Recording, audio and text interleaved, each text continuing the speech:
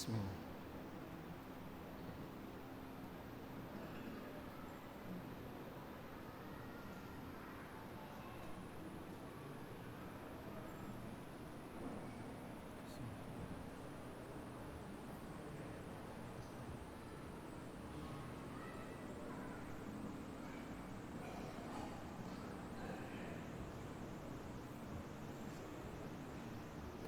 Zoomnya apa Pak? Zoomnya? Assalamualaikum. Zoomnya pakai apa? Zoomnya apa? Zoom. Dipakai kajian subuhnya. Dipakai Ustadz Musa Jundana sudah dipakai. Pakai zoom sini. Pakai zoom sini.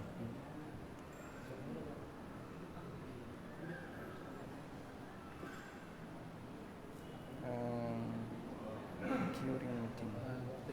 Tinggal materinya Ustaz di situ. Zoomnya udah disiapin. Zoomnya ada di situ. Zoomnya apa? Saya Dikirim join.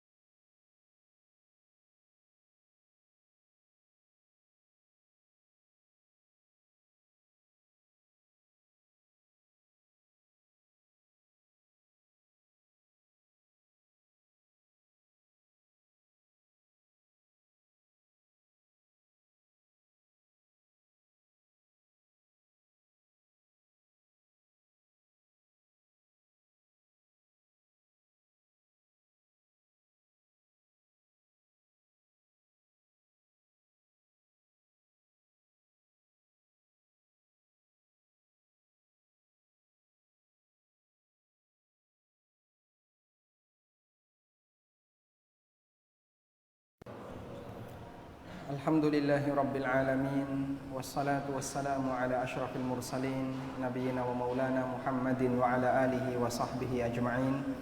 Wa ashhadu an la ilaha illallah wahdahu la syarika lah. Wa ashhadu anna Muhammadan abduhu wa rasuluh sallallahu alaihi wa ala alihi wa sahbihi wa man tabi'ahum bi ihsanin ila yaumiddin. Alhamdulillah, puji syukur kita haturkan kehadirat Allah Subhanahu wa taala di siang hari ini di Masjid An-Naba, daerah mana ini namanya? Tangerang. Kita belajar bersama dengan mengkaji buku pengantar ilmu waris, dan insya Allah nanti yang akan kita kutip adalah salah satu pembahasan di buku pengantar ilmu waris, yaitu berkaitan dengan tema hukum menunda pembagian warisan. Baik, Anda bisa melihat di layar proyektor. Terlihat apa, Pak? Hah? Angka berapa ini? Nggak kelihatan? 1, baik. Berarti delay ya? Delay. Alhamdulillah. Jadi kita tadi ada sedikit kesibukan hanya untuk menyiapkan papan tulis. Biar papan tulisnya lebih gampang diakses oleh semuanya, maka kita gunakan proyektor. Sudah? Sekarang kita akan membahas hukum menunda pembagian warisan. Sebelumnya barangkali di antara jamaah ada yang sudah pernah belajar tentang ilmu waris. Ada yang sudah pernah? Meskipun kajian sekali atau 2 kali, ada yang sudah? Yang sudah pernah boleh angkat tangan? Masya Allah. Di mana, Pak?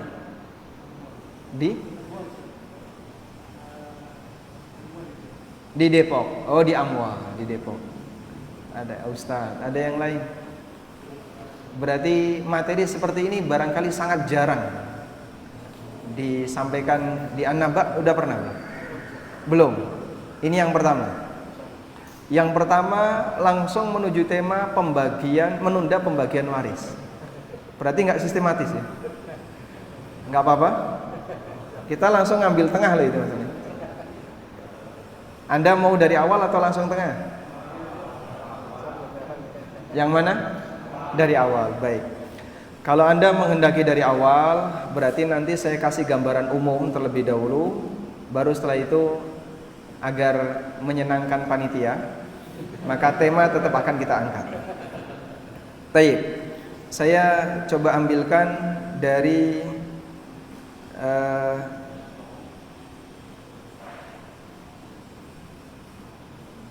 sebentar ya. Kita punya ini materi sedikit berkaitan dengan mengenal ilmu waris. Kelihatan? Nah, ini adalah materi di sekolah Muamalah ANB. Ada 30 materi, 2 materi yang terakhir 29 dan 30 itu membahas tentang pengantar ilmu waris. Mengenal ilmu waris. Yang pertama, secara bahasa warisan berasal dari kata al-irthu yang artinya peninggalan. Warisan secara bahasa berasal dari kata al-irthu yang artinya peninggalan. Peninggalan orang dahulu yang diterima oleh masyarakat generasi setelahnya. Sehingga bagian dari makna bahasa warisan adalah warisan dalam bentuk apapun, meskipun selain harta, seperti warisan budaya, warisan bahasa, warisan tata krama, dan aneka warisan yang lainnya. Termasuk juga ilmu. Ilmu masuk sebagai kategori warisan secara makna bahasa, termasuk warisan dari cakupan makna bahasa. Allah Subhanahu wa taala berfirman, "Wa waritha Sulaimanu Daud." Nabi Sulaiman mendapatkan warisan dari Nabi Daud. Padahal kita tahu yang namanya para nabi itu tidak meninggalkan warisan berupa harta. Sebagaimana yang disabdakan oleh Rasulullah sallallahu alaihi wasallam, "Inna ma'syaral anbiya lam nuwarrithu dinaran wala dirhama wa innama warrathul ilma." Para nabi itu mereka tidak mewariskan dinar maupun dirham, namun warisan yang mereka tinggalkan adalah ilmu. Lalu ada pertanyaan, bagaimana dengan firman Allah di surat An-Naml ayat 16?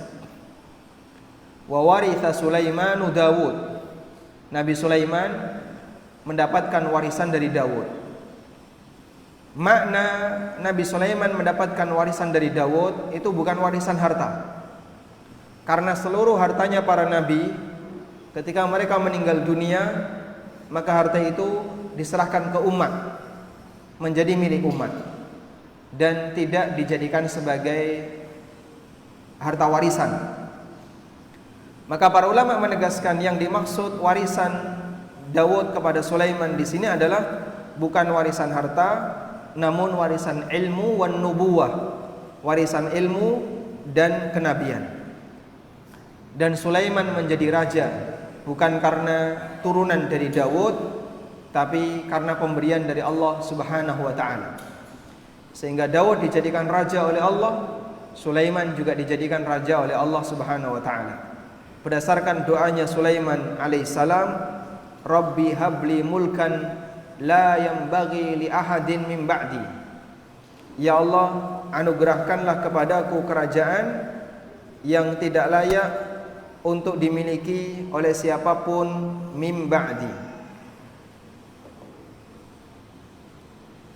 Nabi Sulaiman alaihissalam berdoa kepada Allah sebagaimana Allah ceritakan di surat Sad ayat 35. Nampak di depan? Ibu-ibu, tayangan ini kelihatan enggak? Enggak, yang ditampilin di TV layar monitornya atau video layar monitor? Yang ini ya, di bawah yang ditampilin yang saya nggak penting, yang penting ini. Bisa nggak yang ini ditampilin di bawah biar sama-sama bisa melihat ya. Nabi Sulaiman pernah berdoa kepada Allah Subhanahu wa taala, Rabbi ighfirli wa habli mulkan la yanbaghi li ahadin min ba'di. Ya Allah, anugerahkanlah kepadaku kerajaan yang tidak selayaknya dimiliki oleh siapapun setelahku. Dan doa ini Allah kabulkan. Fasakharna lahur rih tajri bi amrihi ruha'an haitsu asab wasyayatin kulla banna'in wa ghawwas. Allah tundukkan kepada Sulaiman angin yang dia bisa bergerak sesuai dengan apa yang dikehendaki oleh Sulaiman, dan Allah tundukkan kepada Sulaiman asyayatin, jin-jin, kulla banna'in wa ghawwas, ada jin yang bisa pintar membuat bangunan dan ada jin yang pintar menyelam. Baik, sehingga kerajaan Sulaiman berasal dari siapa jemaah? Pemberian dari Allah Subhanahu wa taala dan bukan warisan dari Dawud alaihissalam. Sebab para nabi mereka tidak meninggalkan warisan berupa harta. Selanjutnya, makna bahasa dari kata warisan kemudian mengalami penyempitan, lalu lebih banyak digunakan untuk menyebut peninggalan berupa harta. Dari sinilah pembahasan ilmu waris hanya dikhususkan untuk harta, bukan warisan ilmu, apalagi warisan budaya. Sehingga dia mengalami penyempitan makna. Kalau kita menyebut istilah warisan, berarti maknanya adalah warisan berupa apa? Harta. Baik. Lalu apa hubungan antara ilmu faraid dengan ilmu waris? Nama lain dari ilmu faraid atau nama lain dari ilmu waris adalah ilmu faraid. Kenapa disebut sebagai ilmu faraid? Kata faraid adalah bentuk jamak dari kata faridah.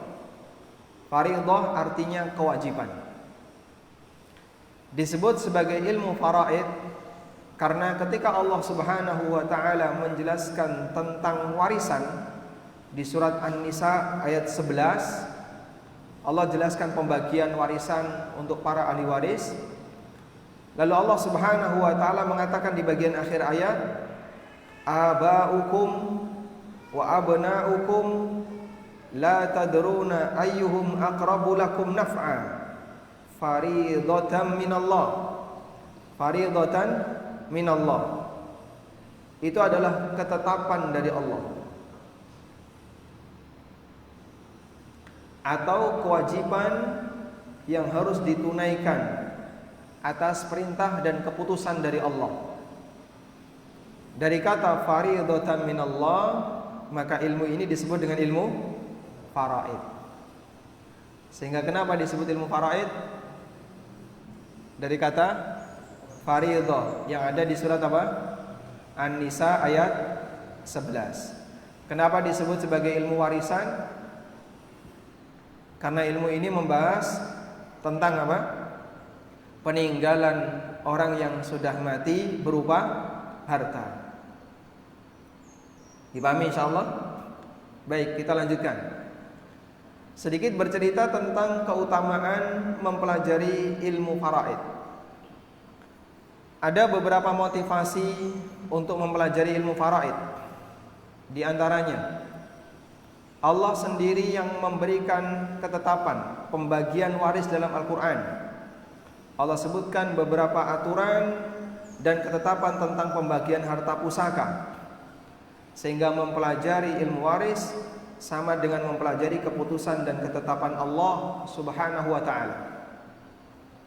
Mempelajari ilmu waris sama dengan mempelajari ketetapan dari Allah Subhanahu wa ta'ala. Yang kedua, setelah Allah menjelaskan pembagian warisan, Allah menyebutkan janji dan ancaman. Coba kita lihat di surat An-Nisa. Di surat An-Nisa, setelah Allah menyebutkan tentang pembagian waris, mulai dari ayat 11. Yusikumullahu fi auladikum lidzakari mithlu hadzil unthayain. Allah mewasiatkan kepada kalian, anak laki-laki dapat 2 jatah daripada perempuan. Ini ayat 11. Lalu Allah jelaskan pembagian warisan untuk masing-masing ahli waris. Di ayat 12, Allah menjelaskan tentang pembagian warisan suami istri. Kalau suami mati, istri dapat berapa? Jika punya anak, jika tidak punya anak, dapat berapa? Demikian pula sebaliknya, ketika istri meninggal, suami dapat berapa jika istri punya anak, dan jika tidak punya anak dapat berapa. Ini di ayat 12. Lalu di ayat 13, Allah Subhanahu wa taala berfirman, tilka hududullah. Penjelasan itu semua adalah ketetapan Allah, aturan Allah, batasan yang telah ditetapkan oleh Allah. Wa may yuti'illaha wa rasulah, siapa yang taat kepada Allah dan Rasulnya, yudkhilhu jannatin tajri min tahtihal anhar khalidina fiha, maka Allah akan masukkan dia ke dalam surga yang mengalir sungai di bawahnya. Wa dzalikal fawzul azim. Kemudian di ayat 14 Allah berikan ancaman, wa may ya'sillaha wa rasulah wa yata'adda hududahu yudkhilhu naran khalidan fiha. Siapa yang durhaka kepada Allah dan Rasulnya dan melawan batasan Allah, melanggar batasan Allah, Allah masukkan ke dalam neraka. Anda bisa perhatikan seperti ini jamaah. Allah jelaskan jatah warisan. Allah jelaskan jatah warisan masing-masing ahli waris. Lalu setelah itu disebutkan motivasi dan ancaman. Jika dilaksanakan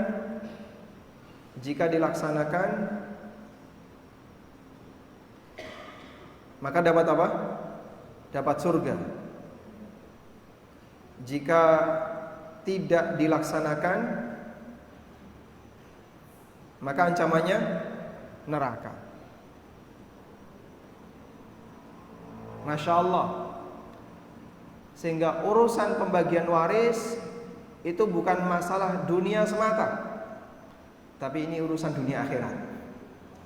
Sehingga siapa yang mau taat dengan masalah pembagian itu, Allah kasih janji surga.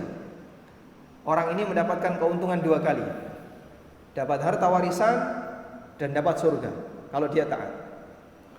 Sebaliknya siapa yang gak terima, ingin membuat aturan pembagian sendiri, maka ada ancaman di akhirat. Bisa jadi dia menang di pengadilan, tapi ingat hidup tidak sekali dan urusan tidak selesai di pengadilan dunia. Ada pengadilan yang maha adil, yaitu pengadilan akhirat. Maka orang tidak boleh berpikir, ini harta-harta bapak saya, maka pembagiannya terserah saya atau terserah keluarga saya. Jawabannya tidak bisa demikian. Betul itu harta-harta peninggalan bapakmu, tapi ketika bapakmu sudah meninggal, Allah yang mengatur pembagian itu dan tidak diserahkan kepada manusia. Para ulama mengatakan ada 3 jenis harta, di buku saya sebutkan ya, nanti antum bisa cari. Ada 3 jenis harta di mana pembagiannya tidak diserahkan kepada manusia. 3 jenis harta yang pembagiannya Allah yang atur. Apa saja itu, Pak? Zakat. Yang kedua, ghanimah. Yang ketiga, warisan. Sehingga kemana zakat itu disalurkan, tidak boleh terserah yang bayar zakat. Bapakmu zaki, Pak Ustadz, saya punya uang zakat. Berapa Pak? 10 juta. Boleh nggak Pak Ustadz, saya serahkan seenaknya saya? Nggak bisa. Bapak diatur kemana harus disalurkan, sehingga muzaki tidak boleh sesuka hati dia menyalurkan zakat itu, harus sesuai dengan aturan. Demikian pula ghanimah. Orang berperang lalu mendapatkan harta rampasan atas capek mereka, lelahnya mereka, perjuangan mereka. Ketika dapat harta, tapi ini Allah yang bagi. Yas'alunaka 'anil anfal. Qulil anfalu lillahi war rasul. Mereka bertanya kepadamu wahai Muhammad tentang al-anfal.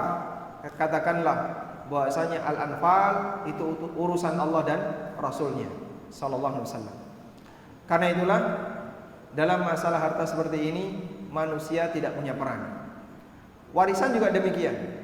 Allah Subhanahu wa taala sendiri yang mengatur dan tidak diserahkan kepada hambanya.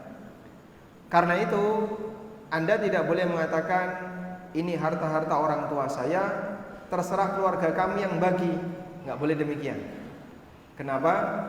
Betul ini adalah harta peninggalan orang tuamu, tapi Allah yang membagi. Dan dia lebih berat daripada orang tuamu, karena dialah yang menciptakan dan yang memberikan rizki kepada siapapun di antara hambanya, termasuk orang tuamu.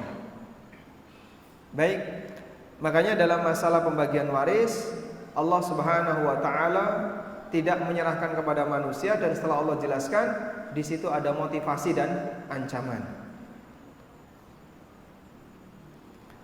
Selanjutnya, yang ketiga, keutamaan bagi orang yang belajar ilmu waris. Terdapat sebuah hadis yang dinilai dhaif oleh para ulama. Saya tegaskan, hadis ini dinilai dhaif oleh para ulama. Hadis itu menyebutkan, ya Abu Hurairah, ta'allamul faraidah wa'allimuha. Wahai Abu Hurairah, pelajarilah ilmu faraid dan ajarkan ilmu faraid kepada masyarakat. Fa innahu nisful ilmi wa huwa yunsa wa huwa awwalu syai'in yunza'u min ummati. Karena belajar ilmu waris itu setengah ilmu dan yang paling gampang dilupakan. Kenapa ilmu waris disebut setengah ilmu? Ilmu waris disebut setengah ilmu. Ada 2 tim, tim AND sama tim untuk di bawah. Yes.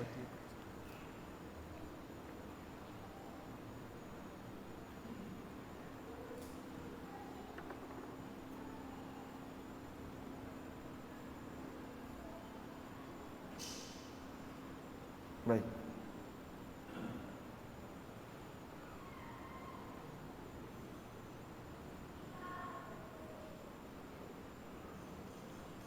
Kita lanjutkan. Nabi SAW mengatakan dalam hadis ini, dan hadis ini sekali lagi hadis yang dinilai dhaif oleh para ulama. Beliau menyebut bahwa ilmu waris adalah setengah ilmu. Kenapa ilmu waris disebut dengan setengah ilmu? Penjelasannya seperti ini. Sesuatu apabila digandengkan dengan lawannya, maka dia menjadi setengahnya. Sesuatu jika disandingkan dengan lawannya, maka menjadi apa? Setengahnya. Sebagaimana ada pernyataan, qaulu la adri nisful ilmi. Orang mengatakan tidak tahu itu setengah ilmu. Coba, mengatakan tidak tahu disebut setengah ilmu. Sehingga ketika bapak ditanya, "Pak, apa hukum seperti ini?" "Wallahu a'lam, saya tidak tahu." Semua orang yang bertanya kepada Anda selalu Anda jawab, "Wallahu a'lam, saya tidak tahu." Berarti bapak sudah memiliki setengah ilmu. Masya Allah. Lalu apa yang dimaksud qaulu la adri nisful ilmi? Maksudnya adalah manusia itu kondisinya cuma dua, antara tahu dan tidak tahu. Sehingga ketika dia menyatakan saya tidak tahu, berarti dia setengahnya yang tahu.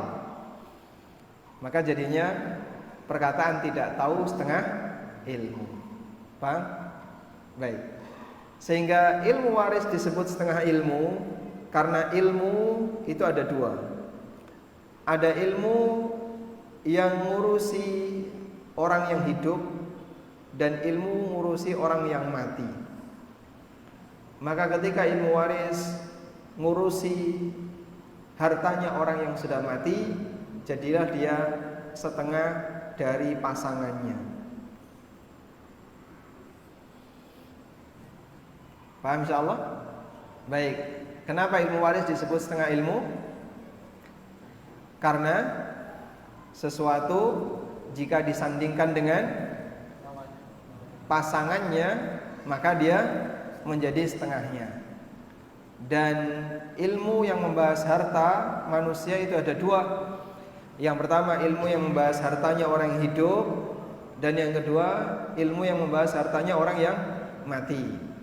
Maka ketika disandingkan jadinya setengah dari pasangannya. Karena itu ilmu faraid disebut setengah ilmu. Mafhum? Baik, kita lanjutkan. Selanjutnya objek kajian ilmu waris. Objek kajian ilmu waris ada dua. Objek kajian ilmu waris ada dua. Yang pertama adalah kajian fikih. Bagian ini lebih dominan dalam kajian ilmu waris. Kajian fikih lebih dominan dalam kajian ilmu waris. Dan insya Allah lebih mudah untuk dipelajari, karena ini seperti kita mempelajari teori ketika sholat. Rukun sholat, syarat sholat, wajib sholat, apa saja. Pembahasan ilmu waris di bagian fikih seperti itu, sehingga tidak melibatkan perhitungan. Dan ternyata bagian ini yang lebih dominan. Kok bisa Pak ini yang lebih dominan? Coba kita lihat di sini ya.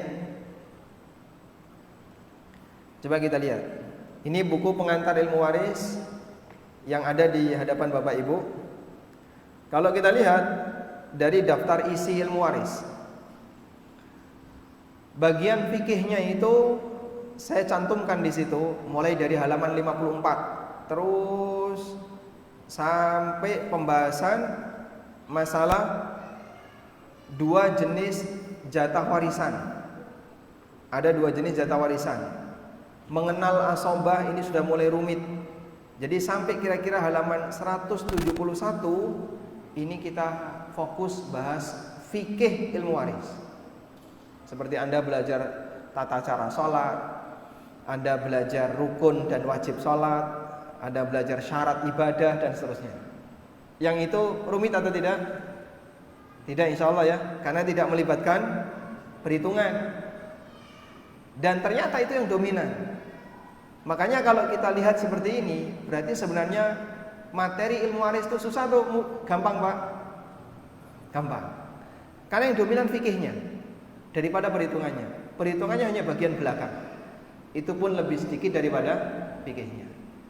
Cuman kadang orang jadi takut duluan sebelum mencoba. Makanya ini kami hadirkan ke hadapan para jamaah biar memahami sebenarnya pembahasan ilmu waris itu tidak menakutkan. Ilmu ini tidak bercerita tentang masalah horor, tidak menyebutkan tentang kisah-kisah menakutkan, tapi ini ilmu yang menyenangkan bagi Anda yang mau mempelajari teorinya. Sama seperti Bapak mempelajari ilmu muamalah. Karena kajian fikihnya ternyata lebih dominan. Nah, ada sasaran yang kedua. Sasaran yang kedua adalah teknis perhitungan. Bagian ini yang lebih mempelajari tata cara ngitung waris. Ini yang lebih sulit, lebih rumit. Nah, kenapa ilmu waris jadi banyak ditakuti? Karena ada unsur teknis perhitungan. Sehingga sebagian orang jadinya merasa ketakutan ketika mau belajar ilmu waris. Begitu? Nah, saya sesuaikan dengan sasaran. Manfaat belajar ilmu waris bagi masyarakat awam itu lebih ke kajian fikih. Saya arahkan ke kajian fikih. Tujuannya apa, Pak? Menyiapkan pribadi masing-masing untuk menerima hukum Allah. Sebab urusan warisan ini rebutan banyak hukum. Hukum agama terlibat, hukum adat terlibat, negara terlibat, hawa nafsu ikut juga ngambil peran. Sehingga masing-masing ingin membagi warisan sesuai dengan keinginannya. Kalau mereka tidak punya muqaddimah, maka akan sulit untuk menerima hukum Allah Subhanahu wa taala. Ada satu jamaah yang datang ke kantor Yufid. Waktu itu saya masih jadi karyawan di sana. Lalu jamaah ini mengutarakan kasus yang dialami di keluarganya. Dia sampaikan, "Pak Ustadz, saya punya kasus seperti ini." Terus saya tanya, "Di antara keluarga Anda yang sudah kenal sunnah berapa orang?" "Baru saya." "Terus yang kira-kira kenal saya?" "Baru saya." Baru dia aja. Yang lain orang awam. Dan mereka mintanya lebih banyak. "Kalau begitu mohon maaf saya tidak bisa hadir." Beliau minta agar saya datang ke rapat keluarga dan menjadi penengah. Mereka akan nendang saya, akan nolak saya kalau kemudian tiba-tiba ada orang luar didatangkan dalam urusan keluarga kamu. Kalau tidak ada muqaddimahnya, bagaimana mereka bisa menerima? Sehingga saya tidak mau hadir ketika diminta untuk datang menyelesaikan kasus masalah warisan di keluarga jika mereka belum kenal dan belum sepakat tentang bagaimana cara pembagian sesuai syariat. Kasus yang kedua, ini waktu pandemi kemarin. Tiba-tiba datang kurang lebih 3 atau 4 mobil parkir di depan studio ANB.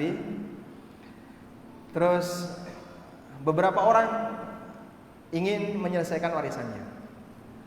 Kemudian kita kumpulkan di satu ruangan. Sebelum mereka menyampaikan kasusnya dan sebelum saya memberikan jawaban, saya bertanya terlebih dahulu, apakah Bapak Ibu semuanya sudah sepakat untuk menerima penjelasan dari saya? Kalau ada satu yang nggak sepakat, saya mohon maaf, tidak akan saya sampaikan di sini. Saya tidak bersedia untuk menyampaikan. Sebab penjelasan saya di posisi ini hanya sebagai fatwa dan bukan keputusan hakim. Karena fatwa tidak punya kekuatan daya paksa. Anda punya hak untuk meninggalkannya jika tidak setuju, dan bisa jadi Anda akan berantem di forum ini kalau tidak setuju. Maka daripada rame, mending dari sekarang diputuskan nanti apakah bersedia menerima penjelasan saya atau tidak. Begitu mereka mengatakan bersedia, baik, sekarang saya jelaskan. Muqaddimah seperti itu perlu diberikan. Dan sebelumnya adalah mengenal tentang aturan syariat, bagaimana cara membagi waris yang benar. Anda bisa jadi menghitung pakai aplikasi. Pak, hari gini kok masih belajar kayak gitu, kan sudah ada aplikasi.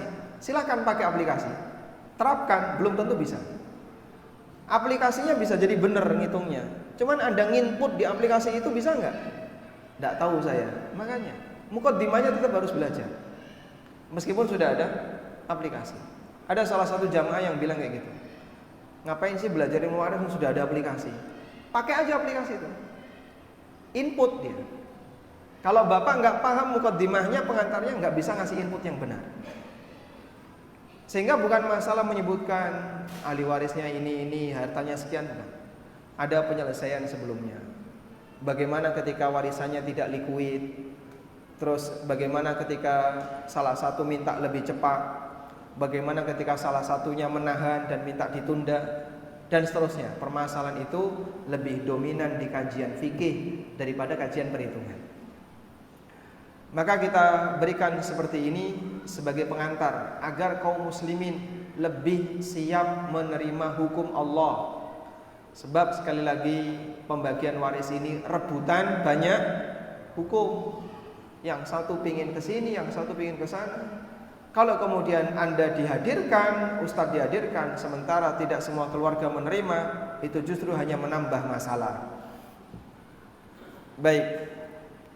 Karena itu ketika kajian pengantar ilmu waris, target jamaah itu bukan pinter ngitung, Pak.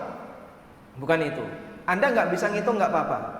Tapi setelah Anda mengenal, nanti jika ada ustadz yang membantu menghitungkan, Anda sudah siap menerima. Ini sudah sesuai dengan apa yang sebelumnya saya pelajari. Tapi kalau tidak punya mukaddimah seperti itu, kadang orang jadi nggak berani. Paham ya? Makanya mukaddimah ini tetap kita sampaikan dalam kajian umum, sebab tujuannya, sasarannya bukan ngajari jamaah untuk ngitung ilmu waris, bukan. Tapi sasarannya adalah memperkenalkan seperti inilah aturannya warisan. Semoga nanti Anda bisa lebih siap menerima ketika menjumpai pembagian waris, agar lebih sesuai aturan. Sudah?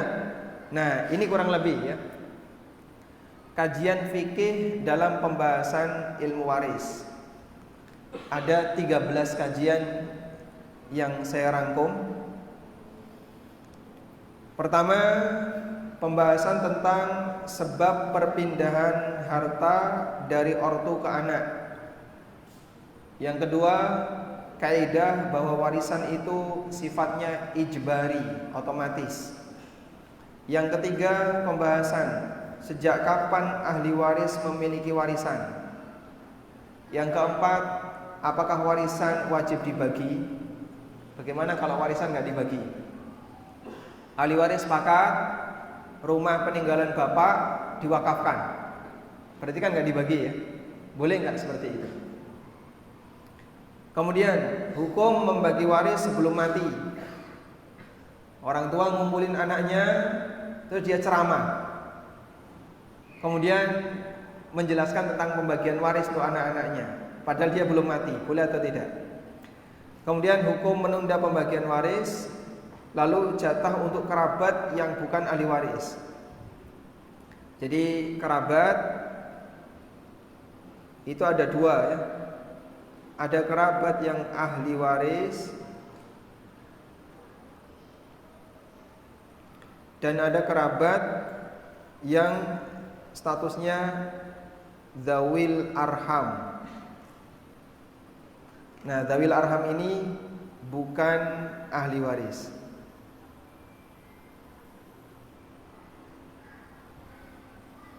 Siapa sih yang dimaksud dengan dzawil arham? Dzawil arham adalah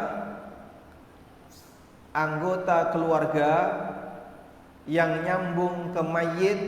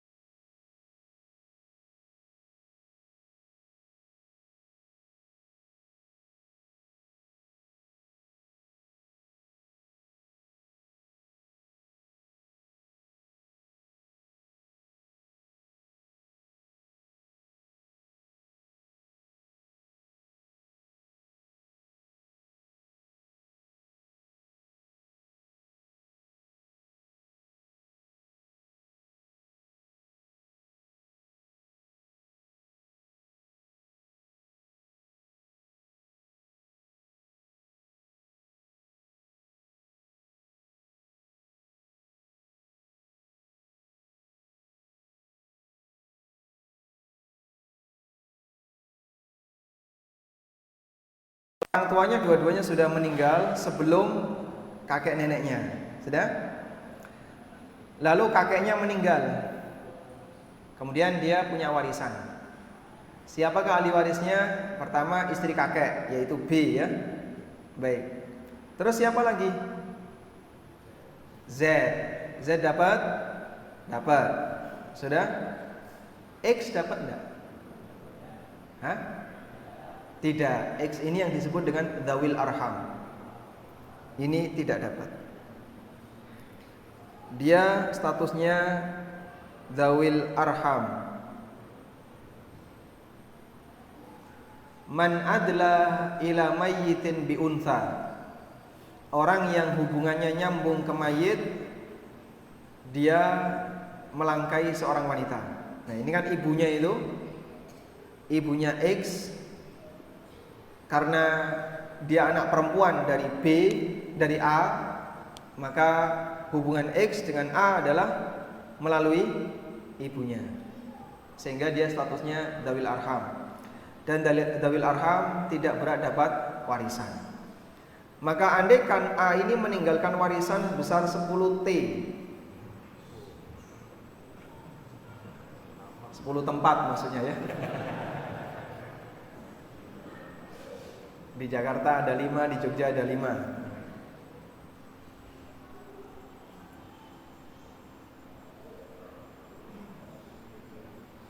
Oh, Masya Allah. Zoomnya putus. Nah, apa nama? Sinyalnya putus. Bentar.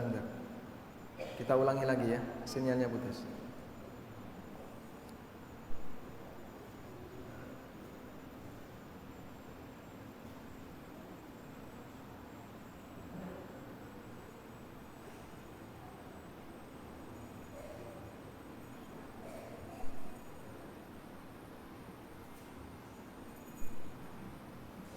Sebentar.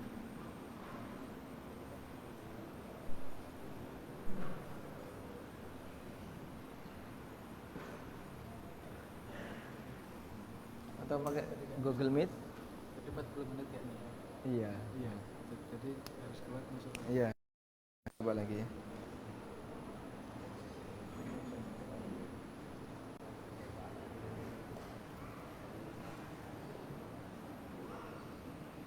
Sebentar.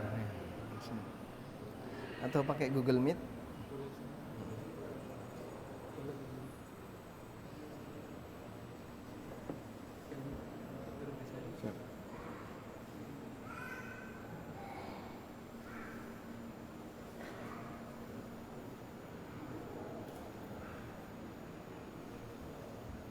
Sudah masuk?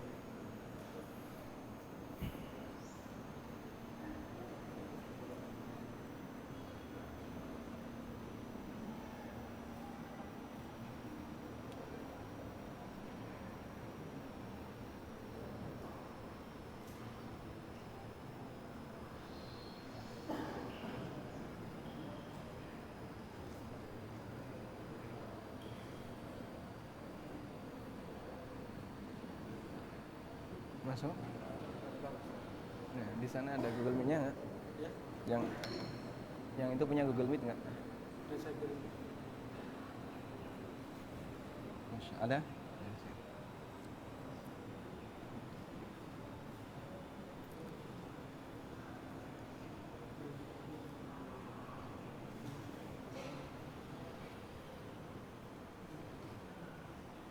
Bisa masuk?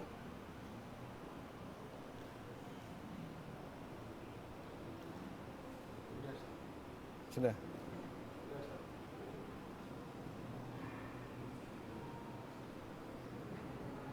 Baik. Alhamdulillah. Baik, alhamdulillah. Cek.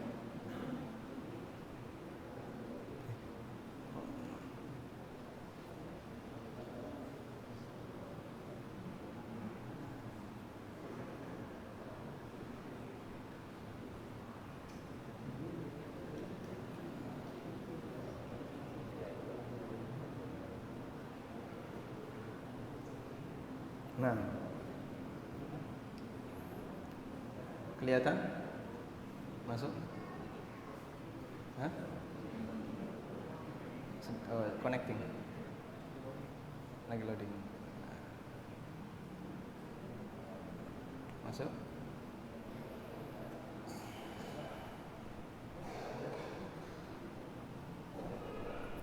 Sudah? Nah, masuk ya. Share screen sudah. Oh. Sudah admit semua.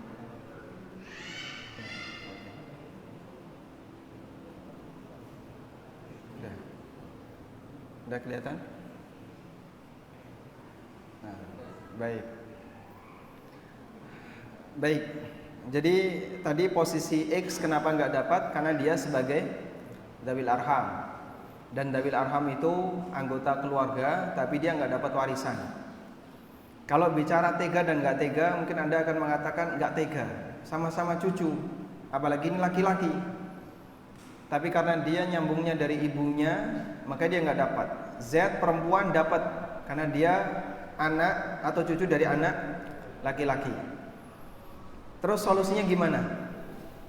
Solusinya bagaimana? Pak Ustadz kasihan ini kalau nggak dapat. Solusinya gimana? Solusi adalah A memberi wasiat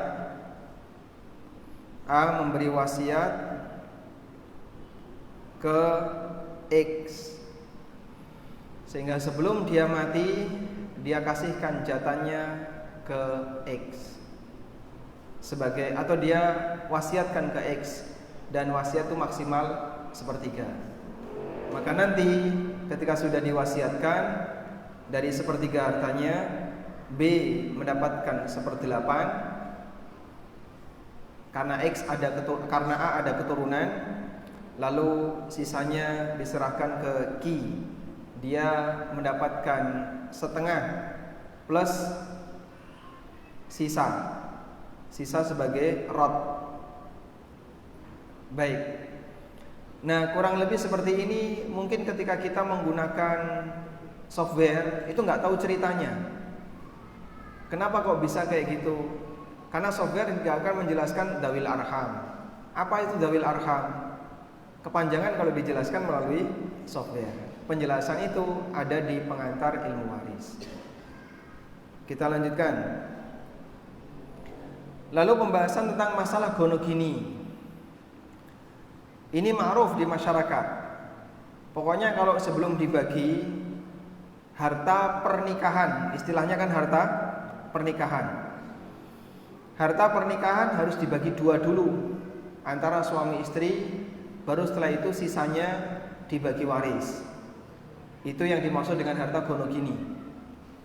Sehingga kalau orang misalnya duda punya banyak harta, lalu nikah dengan istri yang baru dapat 1 bulan mati keracunan.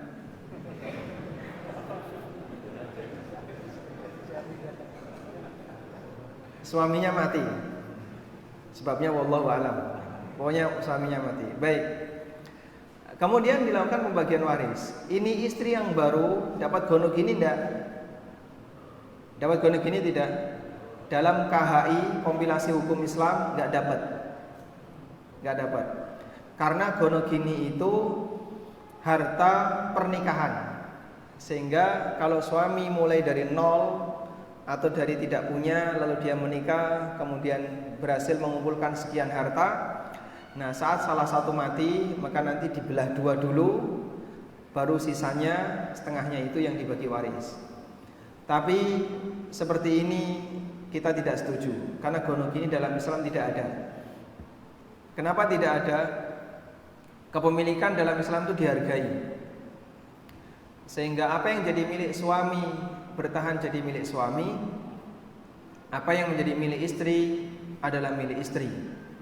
Dan tidak ada istilah otomatis punya setengahnya hanya gara-gara mereka menikah selama sekian tahun.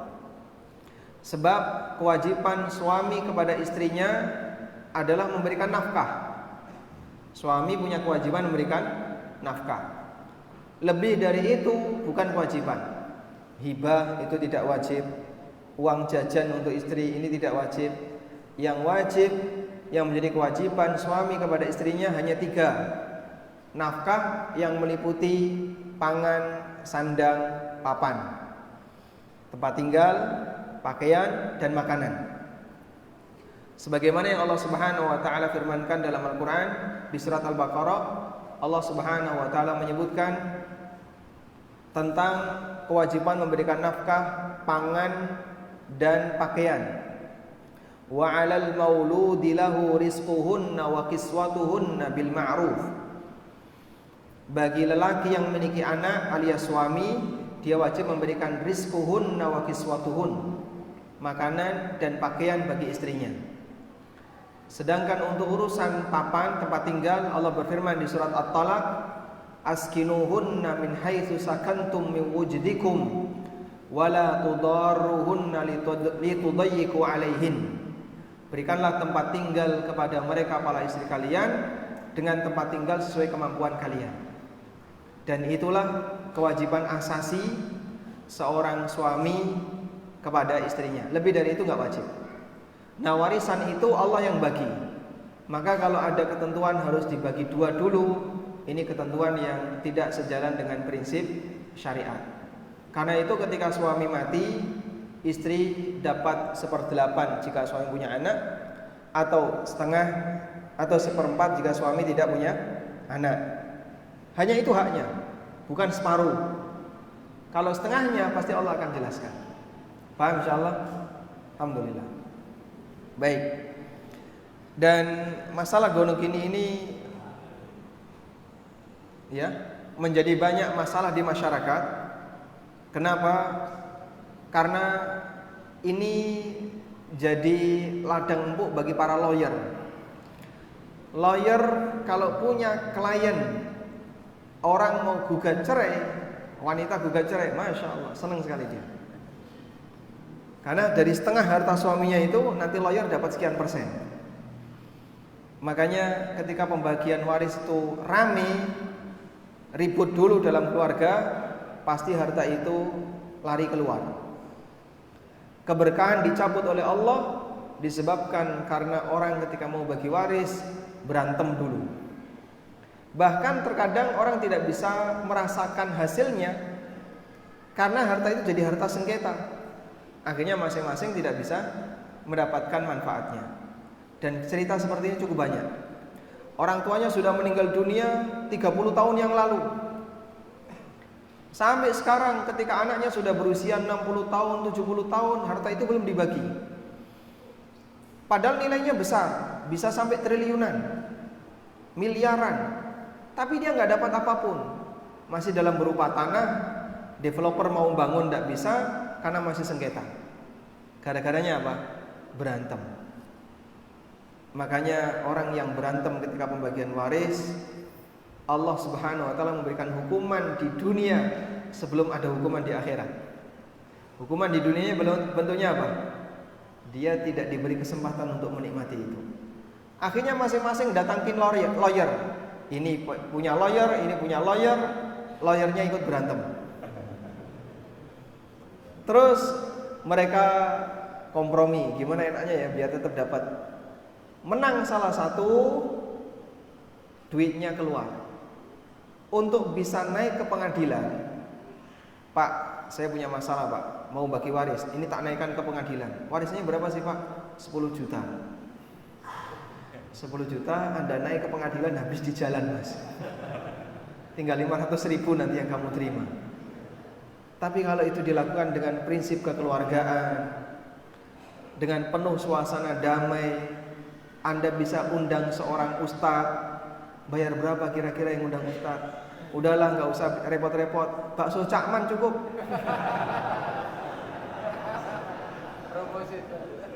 Nggak boleh ya? Boleh. Saya ganti bakso Cakmin. Baik, ketika Anda melakukan dengan suasana seperti itu, insya Allah selesai dengan aturan syariat, dan itu tidak mahal karena hukum Allah disediakan untuk semuanya. Itulah bukti bahwasanya Islam rahmatan lil alamin. untuk bisa mendapatkan satu keputusan hakim di pengadilan di Indonesia butuh biaya banyak. Dan untuk menjelaskan hukum Allah berkaitan dengan urusan sengketa warisan, insya Allah biayanya gratis. Kalaupun Anda keluar paling cuman murah, sangat murah bagi mereka yang mau tunduk kepada aturan Allah Subhanahu wa taala. Baik. Lalu nomor 9, pembahasan tentang batasan harta warisan. Yang masuk sebagai harta waris itu yang apa sih? Ada banyak pertanyaan kan berkaitan dengan asuransi, santunan dari perusahaan, termasuk juga kota infak, takziah. Itu masuk warisan atau bukan? Nah, itu dibahas di batasan harta warisan. Jangan dikira Pak ya, kota infak takziah Jakarta berapa biasanya hasilnya? Sudah pernah praktek belum? Hah? Lumayan ya? 10 juta ada?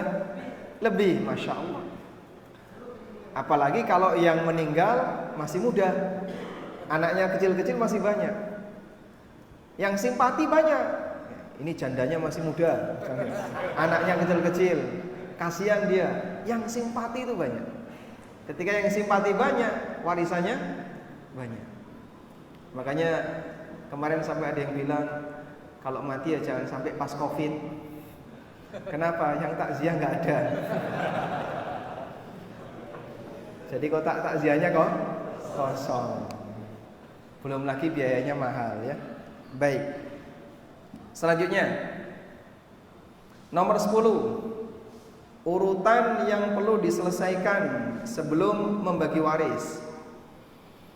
Ada 5 tahapan yang dijelaskan oleh Imam Ibnu Utsaimin rahimahullah dalam buku beliau tentang Tashilul Faraid, cara mudah belajar faraid. Yang pertama adalah menyelesaikan kebutuhan pribadi mayit berkaitan dengan sakit dan kematiannya. Kita buat ringkas kebutuhan penanganan jenazah. Misalnya untuk beli kafan dan perlengkapannya, beli makam, kapling makam, berapa kalau di sini? Paling murah 10 juta. Misalnya beli kapling 1 makam 10 juta, itu diambilkan dari harta pribadi mayit. Sehingga sebelum warisan dibagi, dipotong ini dulu. Yang kedua, penyelesaian utang bergadai. Kalau mayit pernah punya utang dari orang lain dan itu menggadaikan barang tertentu, maka ini diselesaikan dulu. Yang ketiga, utang tidak bergadai. Utang tidak bergadai, baik utang sesama hamba atau utang agama.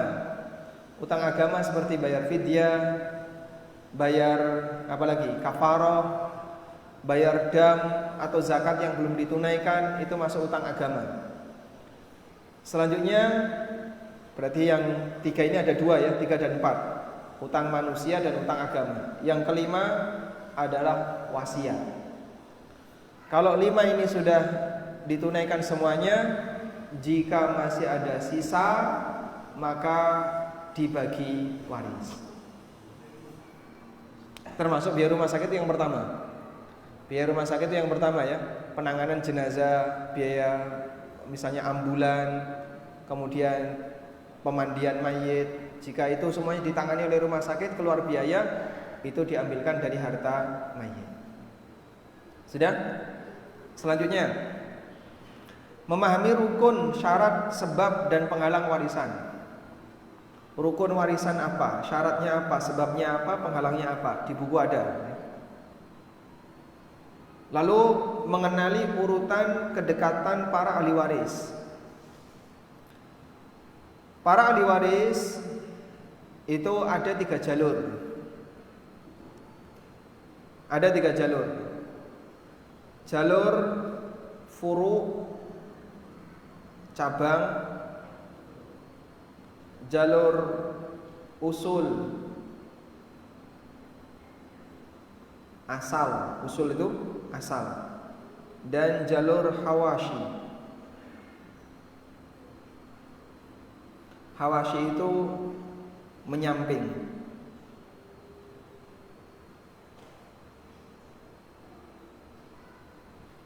Baik, di buku ini ada ini di buku. Ketemu Bapak yang garis-garis ya. Sudah? Dari 3 jalur ini kalau dirinci ada 4. Kalau dirinci dari 3 jalur ini ada 4. Bunuwah, ubuwah, ukhuwah, umumah. Urutannya sesuai nomor ya. 1, 2, 3, 4. Urutannya sesuai nomor. Dan kaedahnya yang nomornya terdekat lebih berhak daripada nomor jauh. Maka kaedahnya 1 lebih berhak daripada 2, lebih berhak daripada 3, lebih berhak daripada 4. Karena itu kalau ada 1 atau ada 2, maka 3 nggak dapat. 3 nggak dapat, apalagi 4. Kalau ada 3, 4 nggak dapat. Tapi kalau tidak ada 1, 2, 3, baru 4 dapat. Baik, apa sih Pak yang dimaksud ubuwah, bunuwah, ukhuwah, umumah? Bunuwah artinya jalur anak. Ubuwah artinya jalur bapak. Ukhuwah artinya saudara. Umumah artinya paman. Nah, cara ngurutannya bunuwah, ubuwah, ukhuwah, umumah. Bisa insyaallah? Baik. Ada bagian yang nggak dapat karena ketutup dengan ahli waris yang lebih dekat. Itu kaidahnya. Sehingga ahli waris yang lebih jauh, jika dia satu jalur, maka yang jauh tidak dapat karena ketutupan yang dekat. Dan jika dia beda jalur, maka yang menyamping ketutup dengan yang atas dan bawah. Paham insyaallah ini ya? Ini belajar fikih ya. Ini masih di fikih masalah warisan. Insyaallah cukup mudah kan? Enggak mumet kan? Kecuali ngantuk. Kalau ngantuk gak nyambung. Baik. Lalu berikutnya mengenal dzawil arham dan kedudukannya. Nah, dzawil arham itu bisa dapat warisan jika tidak ada ahli waris. Terus bagaimana cara menghitung warisan dzawil arham? Itu dibahas di sini. Mengukur tingkat kedekatan kedudukan dzawil arham. Di buku ada itu ya, tentang pembagian waris untuk dzawil arham. Baik. Dari 13 ini mana yang mau didetailkan?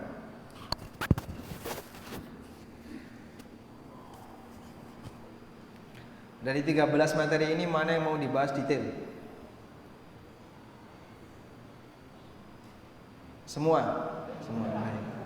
Kalau semua berarti kita tidur di sini ya. Karena panitia mau mengangkat tema 1, yaitu hukum menunda warisan. Maka insya Allah bagian ini yang akan kita bahas. Baik. Sekarang coba diperhatikan ini ya. Pertama yang perlu kita pahami begini. Pembahasan tentang hukum menunda pembagian waris. Pertama yang perlu kita pahami adalah sejak kapan ahli waris memiliki warisan.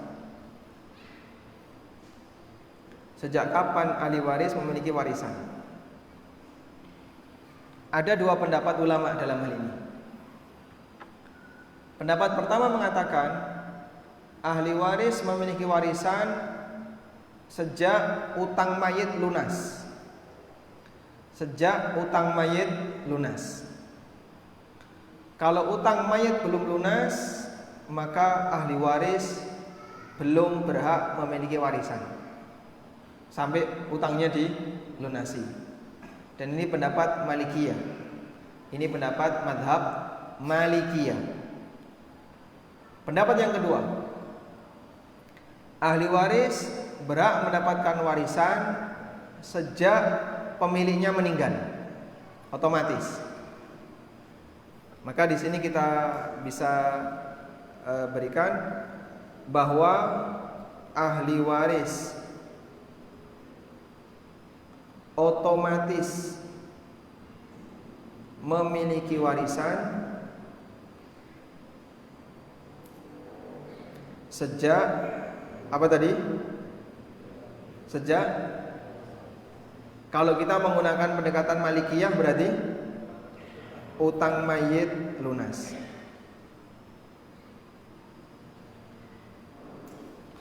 Berarti kalau orangnya nggak punya utang gimana, Pak? Nah, langsung. Sehingga ketika mayit tidak punya utang, jika mayit tidak punya utang, maka hitungannya adalah sejak mati, sejak meninggal ya. Sudah? Dan tolong dicatat, ini bersifat otomatis. Yang dimaksud bersifat otomatis itu bagaimana? Yang dimaksud dia bersifat otomatis artinya tidak perlu akad. Sehingga begitu pemiliknya mati, otomatis harta yang ditinggalkan oleh pemiliknya jadi milik ahli warisnya. Ada akad maupun tidak ada akad, otomatis. Karena warisan itu disebut oleh para ulama dengan istilah ijbari. Warisan itu bersifat ijbari. Nah, di sini saya sebutkan ya, bahwa warisan itu sifatnya otomatis. Mana? Nah ini. Di halaman 81. Warisan itu otomatis. Karena otomatis, maka meskipun ada akad, tidak ada akad, tetap akan menjadi hak ahli waris. Ada orang tua, dia sentimen sama anak yang pertama. Langsung anak yang pertama itu diusir dari rumah. Keluar kamu dari sini, kamu sudah tidak saya akui sebagai anakku. Sehingga pokoknya kita sudah pisah, kamu bukan anakku lagi. Udah? Setelah ngomong seperti itu, besoknya bapaknya mati. Anak ini dapat warisan atau tidak? Hah? Dapat atau tidak? Kenapa dapat, Pak? Hah? Dia kan sudah dilengsarkan dari anak. Hah? Karena emosi. Baik. Yang namanya anak tetap anak. Lah ini anaknya siapa? Orang anak yang pertama, misalnya namanya A ya. Si A ini anaknya siapa? Oh, dia keluar dari batu. Tidak mungkin. Kamu bapaknya. Meskipun dia kamu usir dari rumah, sudah tidak kau akui sebagai anakmu, anak tetap tidak ada istilah mantan anak. Kalau mantan istri ada cerai, selesai masa iddah, sudah bukan lagi suami istri. Tapi kalau mantan anak, meskipun diurus ke pengadilan, sepakat ini bukan anak kamu, jadinya mantan anak, tidak berlaku. Nah, dia terlahir dari siapa? Ya dari bapaknya ini, makanya adalah anakmu. Begitu ya. Makanya tidak berlaku yang seperti itu. Karena anak itu sifatnya, karena warisan itu sifatnya otomatis. Paham ya? Baik. Oleh karena dia sifatnya otomatis, maka baik ada pernyataan mayit maupun tidak ada pernyataan mayit, gak ngefek. Yang mati diem saja, tetap nanti hartanya akan turun kepada ahli waris. Paham di sini? Baik. Selanjutnya, harta mayit jadi milik bersama.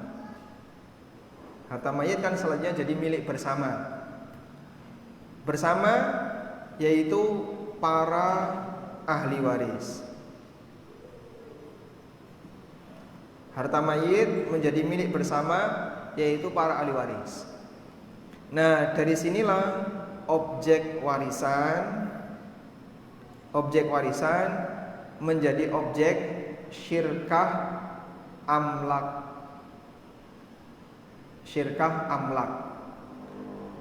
Objek syirkah amlak itu gimana? Objek kongsi kepemilikan. Sehingga misal ya, warisan berupa tanah.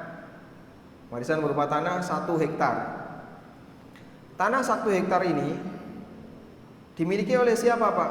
Oleh 5 ahli waris.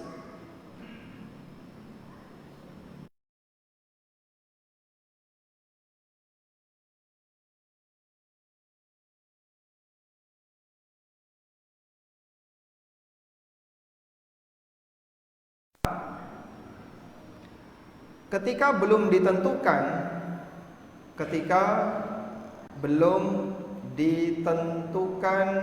pembagiannya,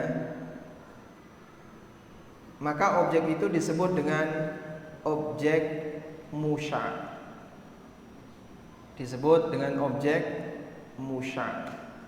Objek musya adalah objek milik bersama, tapi belum ditentukan pembagiannya. Sehingga dari tanah 1 hektar tadi, ini kan belum dipecah-pecah ya, belum pecah sertifikat. A berada di posisi mana, B berada di posisi mana, tidak tahu. Pokoknya 1 hektar ini milik bersama, berlima. Itu yang disebut dengan objek musya. Paham di sini, Pak? Baik. Jatah warisan sesuai posisi. Sehingga kalau misalnya yang meninggal begini urutannya. Ini tadi kan pemiliknya A sampai E. Berarti begini, sekarang saya tulis ya. Ada Paijo misalnya. Paijo punya istri A. Kemudian punya 4 anak. B, C, D, E. Laki perempuan. Begini. Baik. Ketika Paijo mati, dia meninggalkan warisan berupa lahan sebanyak 1 hektar, seluas 1 hektar. Sudah. Pertanyaannya, sejak kapan A, B, C, D, E mendapatkan tanah warisan itu? Sejak Paijo meninggal. Ketika dia tidak punya hutang. Sudah? Berarti sebenarnya ahli waris itu sudah memiliki belum? Otomatis memiliki. Lah terus apa yang dimaksud dengan menunda pembagian waris kalau mereka sudah memiliki? Maka sebenarnya ada nggak istilah menunda pembagian waris itu, Pak? Ya? Otomatis ahli waris itu memiliki sejak orangnya mati, Pak. Sehingga pertanyaan saya, ada nggak istilah menunda pembagian waris itu? Ada nggak? Ada. Yang dimaksud menunda pembagian waris itu menunda serah terima, bukan menunda kepemilikan. Paham di sini? Kalau menunda kepemilikan tidak bisa. Begitu Paijo mati, otomatis seluruh ahli waris dapat. Karena warisan itu yang bagi Allah, otomatis. Paijo kan tidak kemudian megang sertifikatnya dibawa ke kuburan. Ini nggak bakalan saya serahkan sebelum 100 hari peringatan. Tapi begitu Paijo mati, otomatis jadi milik A sampai E. Terus sampai kapan? Ya selamanya mereka akan memiliki itu sampai mereka jual atau mereka alihkan. Nah, yang dimaksud menunda di situ adalah menunda serah terima. Paham ya? Bukan menunda kepemilikan. Jelas insyaallah? Nah, serah terimanya itu ditunda boleh enggak? Serah terima itu ditunda boleh enggak? Misalnya tanah ini karena sudah dimiliki 5 orang tadi dan belum ditentukan pembagiannya, disebut objek musya'. Ya, objek milik bersama A sampai E, tapi belum jelas pembagiannya. Lalu A dan sampai E ini sepakat, kita tidak akan bagi karena belum ada waktu. Udahlah biarin aja, karena mereka semuanya berkecukupan, sehingga A sampai E tidak ada yang minta jatah warisan lebih cepat. Boleh nggak kayak gitu? Boleh atau tidak? Maka di sini dicatat ya, menunda warisan. Di situ tolong dikasih penjelasan, bukan menunda kepemilikan, karena tidak ada menunda kepemilikan, itu tidak ada. Tapi apa? Menunda apa? Serah terima. Ini dua hal yang berbeda. Ada menunda kepemilikan, ada menunda serah terima. Yang jadi pertanyaan, kapan harus serah terima? Kapan harus serah terima? Jawabannya terserah kesepakatan para ahli waris. Jadi kan terserah kesepakatan A sampai E kan? Ya enggak? Kalau A sampai E sepakat, udahlah kita tunda dulu aja karena belum ada kesempatan untuk ngurus pecah sertifikat, dibiarin aja. Maka kembali kepada kesepakatan semua ahli waris. Nah, kemudian muncul pertanyaan, bagaimana jika ada salah satu ahli waris yang minta, saya minta jatah warisan saya. Yo, silahkan ambil, tapi kan masih berupa tanah. Kalau itu objek likuid, uang, emas, gampang, mari kita bagi, kamu dapat sekian, selesai. Tapi kalau tidak likuid, properti, tanah, bingung. Solusinya bagaimana? Yang ini tadi, misalnya E, anak perempuan yang terakhir ini, saya butuh uang cepat karena saya mau nikah misalnya, untuk bekal nikah dia butuh dana lebih cepat, minta warisan itu. Caranya gimana? Caranya akuisisi. Diakuisisi oleh saudaranya.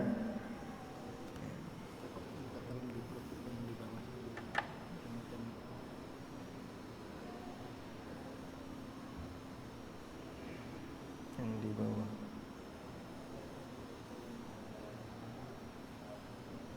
Mana? Enggak ada. Sudah semua?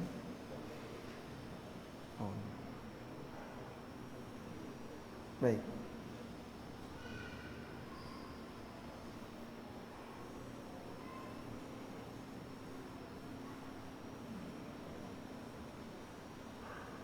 Ya? Jadi ketika mau ada salah satu yang minta lebih cepat, maka diakuisisi. Baik, jatah kamu berapa saya beli. Ini kalau dihitung kan ini 1/8 ya. Lalu sisa berapa? 7/8 dibagi 4 dibagi 6. 7/8 dibagi 6. 8 kali 6 berapa Pak? 42. Berarti 7/42. Maka kalau ini dihitung jadinya kayak gini ya. Kalau ini dihitung maka jadinya hak B adalah 14/42, 7/42, 14/42, 7/42. Ini berarti 6/42. Jatah ibu 1/8 kita konversi jadi 6/42. Jadi semuanya sama ya. Faktor pembaginya 42 kan? 48,2. 48. Semua faktor pembaginya sama, yaitu 48. Sudah? Nah, lalu jatahnya E karena dia ingin lebih cepat, dibelilah oleh D. Hak kamu 7/48. Anda kalikan aja 100%, nanti ketemu angka persentase. E itu berapa Pak? 7/48. Itu kalau di persentasenya di mana ya? 7/48 kali 100%. Nanti kan ketemu berapa? Coba berapa? 7/48 kali 100% berapa? Ada yang buka kalkulator? Hah? 14,5%. Nah, 14,5% ini dibelilah oleh D. Maka dia dapat uang tunai lebih cepat. Dan ya 42 atau 48? 6 kali 8 berapa? 48. Jadi ini laki-lakinya 2, 4 ya. Laki-laki 2 kan 2 kali 2, 4. Perempuannya 2, 6. 7/8 kali 1/6. 7/48. Begini. Nah, 7/48 itu 1 bagian untuk anak. Kalau laki-laki dapat 2 jadinya 14/48. Ada yang keliru? Gimana? Antara? Ya, nanti totalnya Bapak 6 tambah ini tambah ini tambah ini harusnya 48 harusnya. Masih 42.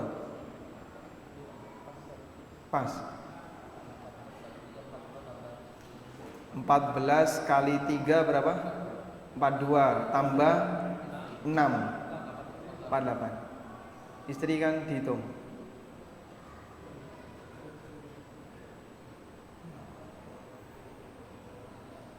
Sudah? Ada yang dikoreksi lagi? Hah? Udah benar ya? Baik. Paham insyaallah? Nah, intinya begini ya. Kalau masalah perhitungan Anda bisa pakai kalkulator. Tapi yang lebih penting adalah memahami urutannya. Di posisi EP ketika dia mau dana lebih cepat, lalu dibelilah oleh D. Ini solusi ketika ada salah satu ahli waris yang minta lebih awal. Sehingga tidak ada istilah penundaan, tapi adanya adalah penundaan serah terima. Kalau salah satu minta lebih cepat, maka tinggal dibeli oleh ahli waris yang lain. Wallahu a'lam. Walhamdulillahirabbil alamin. Kita sampai jam berapa? Sudah melewati ya. Baik, Anda kan belum tidur siang kan? Makanya sampai di sini saja. Sudah? Baik, 2 pertanyaan saja ya. 1 dari Ikhwan, yang kedua dari Akhwat. Silakan.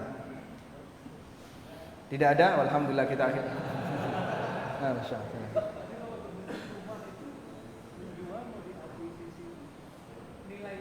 Nah, kalau akuisisi teknis perhitungannya gimana? Ya sebagaimana ketika Anda mau melakukan perhitungan nilai benda yang belum laku ya. Mengundang appraisal mungkin, atau Anda pakai NJOP, tapi NJOP terlalu jauh dari nilai asli ya. Atau nilai pasaran, pasarannya berapa? Nah, masalah itu kembali ke kesepakatan. Ya, harga saat mau diserah terimakan.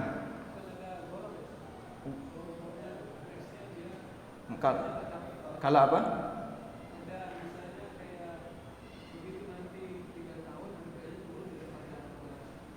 Kalau misalnya begini ya, ini penting. Ada pertanyaan kayak gini. Bapak pernah membagi hartanya kepada anak-anaknya. Si A, misalnya 3 anak laki semua, A, B, C. Semuanya dikasih jatah yang sama, A, B, C. Sudah, masing-masing sudah menerima jatah itu. Baik.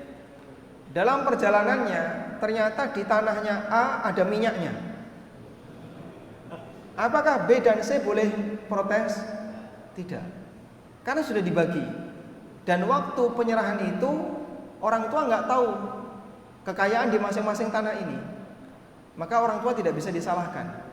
Selama saat pembagian itu sudah adil, dan tidak ada informasi tambahan setelah itu, maka yang lain tidak boleh protes. Kok kedepannya tanah itu jadi mahal, bisa sampai 10 kali lipat dari tanah saudara-saudaranya, maka saudaranya tidak boleh protes. Ini rizki yang Allah berikan kepada beliau, ya, kamu nggak usah protes. Tapi tanah saya nggak ada minyaknya, yaitu bukan karena keinginan dia. Allah Subhanahu Wa Taala anugerahkan minyak di sana, terserah. Maka tidak boleh orang lain protes. Paham? Baik. Selanjutnya, baik. Siapa yang bicara duluan? Langsung aja, sebelum keduluan yang lain. A sama B menikah. Yang keberapa?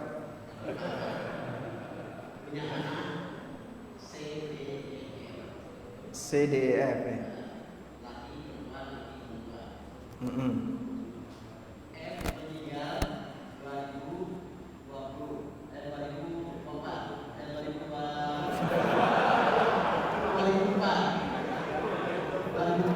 Masya Allah.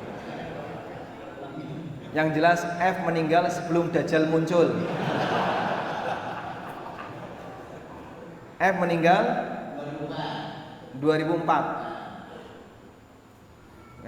Terus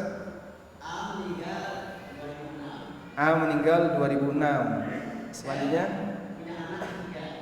F punya anak 3. Dapat atau tidak? Baik. Yang jadi pertanyaan misalnya ini X, Y, Z. Ketika A meninggal, apakah X, Y, Z ini dapat warisan? Hah? Dapat nggak? Kenapa? Hah? Dawil arham. Yang kedua, alasan yang kedua, terhalang oleh Pak D-nya. Ketika ada anak, maka cucu nggak dapat. Andaikan F ini laki-laki, andaikan ya, F ini laki-laki, berarti X, Y, Z bukan dawil arham. Cuman masalahnya ketika ada anak, maka cucu terhalang, sehingga X, Y, Z tidak dapat warisan dari A. Cuman urusan belum selesai sampai di sini. Kalau ini terjadi, keluarga F akan protes. Loh, kok bapak saya nggak dikasih? Mentang-mentang bapak saya sudah mati duluan. Ya memang aturannya kayak gitu. Orang yang meninggal bukan ahli waris, wong dia sudah mati. Yang namanya ahli waris itu adalah orang yang masih hidup. Cuman bagaimana dengan ahli warisnya F, anak-anaknya F? Nah, di buku ini saya bahas bagian paling akhir, karena ini yang paling rumit di pembahasan tentang wasiat wajib. Poin ke-30. Bab ke-30 ini paling rumit tentang wasiat wajib. Wasiat wajib ini sudah pernah kami bahas di ANB channel. Nanti Anda bisa cari ya, wasiat wajib. Di situ pengantarnya kami sebutkan. Ulama beda pendapat. Jumhur mengatakan tidak ada istilah wasiat wajib. Sementara sebagian ulama mengatakan boleh. Dan ini hukum yang diadopsi di Mesir, Suriah, Irak, Kuwait. Lalu Indonesia mengadopsi itu. Meskipun tidak ada di KHI. Kalau KHI itu kan anak non muslim ya. Orang tua Islam meninggal, ada anaknya yang non muslim. Anak non muslim ini tetap dapat sebagai wasiat wajib. Itu yang dikompilasi hukum Islam. Baik. Tapi kalau seperti ini dikiaskan dengan itu, sehingga tetap dapat, namun nanti nilainya maksimal di bawah sepertiga. Nilainya nanti maksimal di bawah sepertiga. Nah, Anda nanti bisa lihat ya, berkaitan dengan wasiat wajib.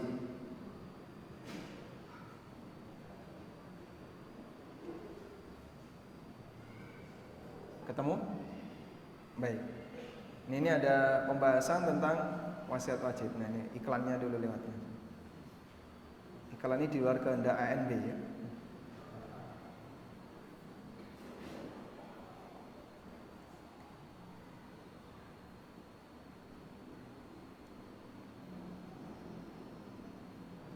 Nah, nanti silakan cari di sini, Pak. Ini sudah 2 tahun yang lalu video ini tentang wasiat wajib, bedah buku pengantar ilmu waris. Di situ membahas, kelihatan ini? Membahas kasus seperti yang tadi kita sampaikan ya. Jadi di posisi ketika ada cucu yang orang tuanya sudah meninggal sebelum kakeknya, apakah dia dapat? Nanti ini dapatnya wasiat. Sebab dia bukan ahli waris, maka dia berhak dapat wasiat. Wallahu a'lam. Assalamualaikum. Waalaikumsalam. Bagaimana hukumnya membagi waris dibagi sama rata, sedangkan dalam keluarga ada laki dan perempuan? Apa hukumnya dibagi sama rata? Jawabannya melanggar firman Allah di surat An-Nisa ayat 11. Dibaca, yusikumullah fi auladikum lidzakari mithlu hadzil unthayain.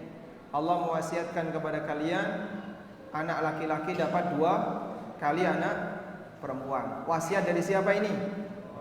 Wasiat siapa? Kalau orang tua berwasiat, nanti kalau bapak mati tolong warisannya bagi rata, laki dan perempuan sama. Allah berwasiat, laki-laki dapat 2, perempuan dapat 1. Terjadilah perbedaan antara wasiat Allah dengan wasiat orang tua. Sebagai anak yang taat, pilih mana? 2 hukum yang tidak bisa dibandingkan.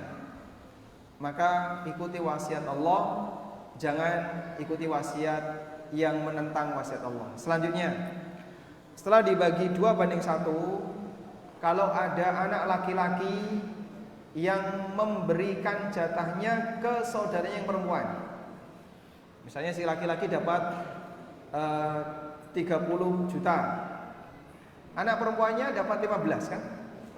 Lalu dia kasihkan, ya udahlah, ini yang 8 juta punya kamu. Sehingga dari 30 tadi 8 juta dikurangi berapa? 25 ya. Jadi 5 juta. 5 juta dikasihkan ke saudara perempuannya. Jadi sana dapat 20, ini 25. Boleh nggak kayak gini? Boleh. Karena itu menyerahkan milik pribadi ahli waris. Paham? Tapi kalau dari awal dibagi rata, tidak boleh. Dipahami ya? Jadi serahkan dulu sesuai jatah masing-masing, lalu penerima ngasihkan jatahnya ke orang lain, silahkan.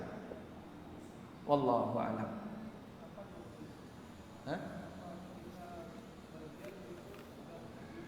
Bisa secara aklamasi, ya udah ini jatah saya tak kasihkan ke kamu sekian. Meskipun nanti eksekusinya belakangan. Boleh.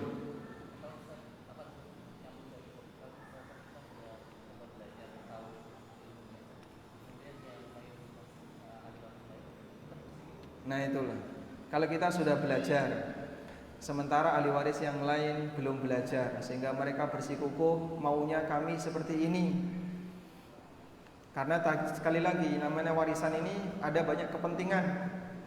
Ini kan harta, dan orang kalau sudah terfitnah dengan harta, berantemlah keluarga. Apa yang harus dilakukan? Ajak keluarga Anda untuk belajar.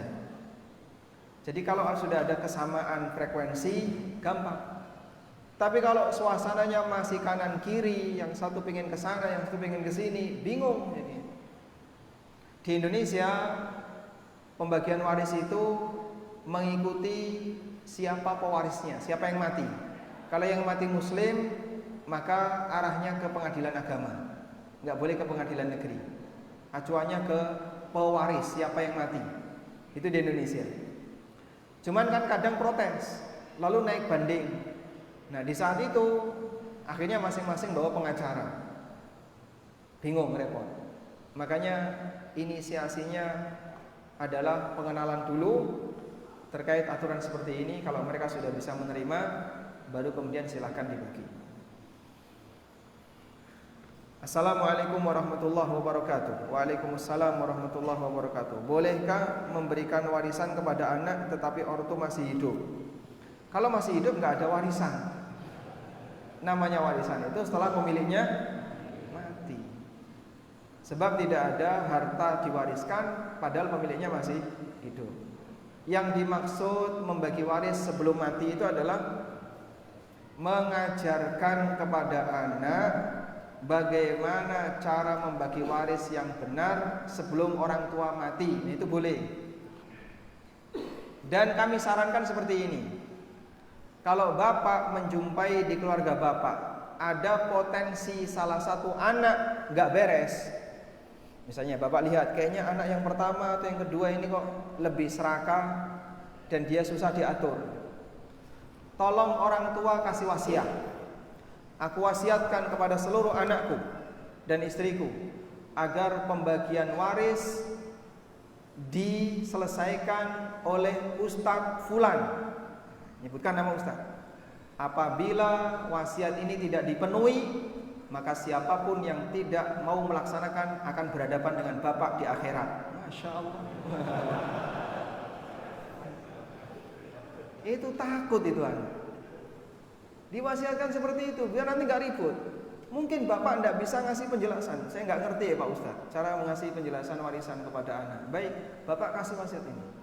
Tunjuk salah satu ustadz yang bapak percaya bisa bagi.